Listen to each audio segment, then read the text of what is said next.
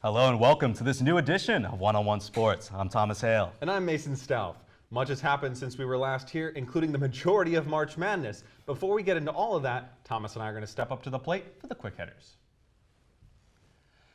At the beginning of NFL free agency, the Minnesota Vikings signed quarterback Kirk Cousins to a 3-year, $84 million contract. What makes this contract particularly interesting, though, is that all 3 years give guaranteed salary to Cousins, which is not a common practice in the NFL at all. Will Kirk Cousins' contract be something that the Vikings are to come to regret? Man, let me tell you what, Captain Kirk is getting paid, but don't expect to be seeing this kind of thing go across the NFL. Kirk had a very particular scenario.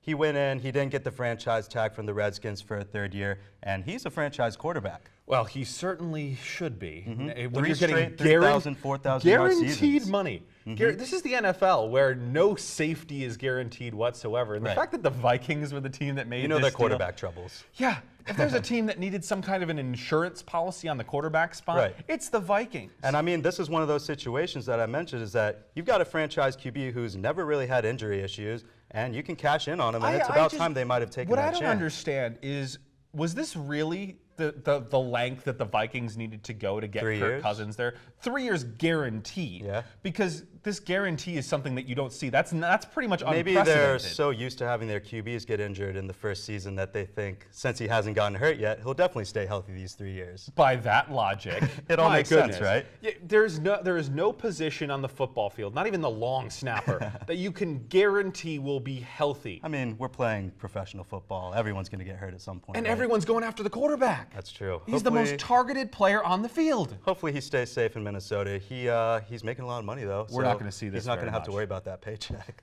I don't know.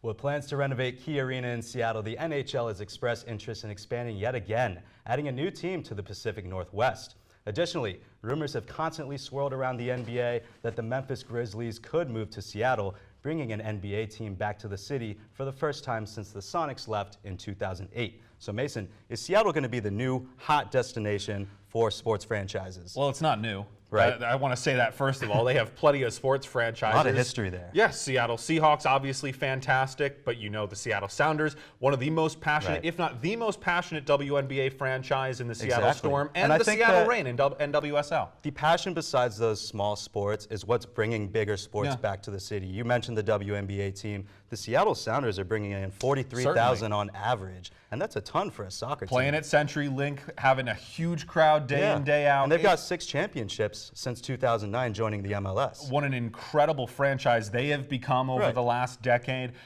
But do I continue to see, will we continue to see more teams go there? Yeah, I think so. Yeah. I think it's been How many more can go at this point, really? Well, that's true. Do I think we're going to see another NBA team there eventually? Yes. Do I think it's going to be interesting if the Grizzlies go? Yes, because of their history in Vancouver. Right. True. Up north there. Yeah, right. So are Vancouver fans going to flock back to the NBA because Vancouver and Seattle had a rivalry and then being at that right point, across the pond? Is Vancouver going to be considered for an expansion team in the future? I think Canada is always the idea for an expansion. Maybe for they're all creeping of the up north a little bit major more. leagues. Yeah. Trying to test that market again. Certainly. I think Canada's going to be the place where a lot of teams go, but Seattle's going to happen. It's going to happen. It's happening. I'm excited for them. Dear Los Angeles, you're welcome. That's how Zlatan Ibrahimovic greeted his new city after signing with MLS's LA Galaxy. Despite his pedigree of success, Ibrahimovic is 36 years old and coming off of a major knee injury that kept him sidelined for months. So, Thomas, the question is this the type of signing that MLS should be making? So, first of all, such a Zlatan move. I mean, this is just expected out of him, but it's a little bit embarrassing to the league of the MLS, I think so. I say embarrassing because you see that lately in the past 10 years, a lot of players from international seas are going to the MLS as a sort of retirement league. They see this as a league that they can go and have their one last hurrah, play with guys that aren't as skilled as them, and they feel like they can do better and win championships. I don't think that Zlatan Ibrahimovic has any desire to turn this into his retirement. You don't think so? Well, that's what I'm saying, is he feels like he can come in and just take over this league because he's so much more skilled than the players. That he could go be at Barcelona and be the best player. That's true. That's very true. Zlatan Ibrahimovic, but he's 36 years old now, and he feels that he can come to an MLS, a league of youth players, really, and just take over by storm.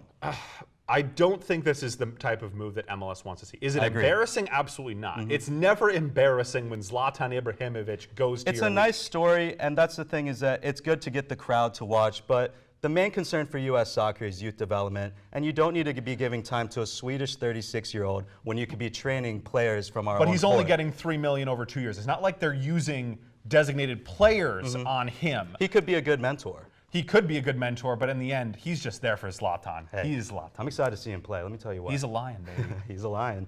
A former NBA All-Star Penny Hardaway was hired by his alma mater, the University of Memphis, to coach the Tigers men's basketball team.